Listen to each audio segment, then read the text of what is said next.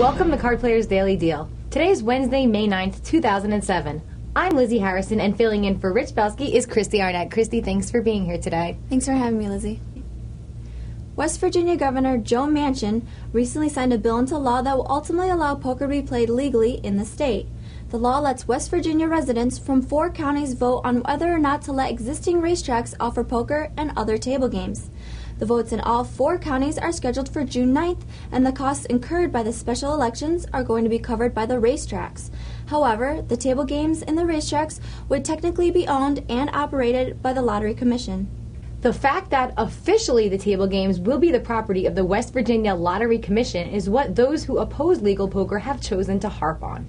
The West Virginia Family Foundation, a conservative organization, filed an appeal last week, and it claims that the new law is unconstitutional. According to the West Virginia Family Foundation, the law does not fall under the umbrella of the 1984 constitutional amendment in regards to state lotteries. The Conservative Foundation wants to make sure no legal hands of poker are dealt ever in West Virginia, regardless of the bill that Governor Manchin signed into law. Nevada Congresswoman Shelley Berkley just introduced a bill that calls for the National Academy of Science to conduct a 12-month study of online gambling. Her plan is to use that study to help the United States identify and implement the proper response to wagers placed on the Internet. The study will focus on issues like reviews of current laws, assessments of the proliferation of online gambling, determination of the impacts on minor and compulsive gamblers, and technologies that could help the government to regulate online gambling. Somebody out there has decided to become Paul Wasika. Wasika, one of the most well-known runners-up in history, has an impersonator parading around cyberspace. This imposter has used websites like MySpace and AOL.IM along with photos of Wasika to convince people he's the real deal. The false Wasika has requested loans from other pros online and claims to have already scammed people out of about $25,000.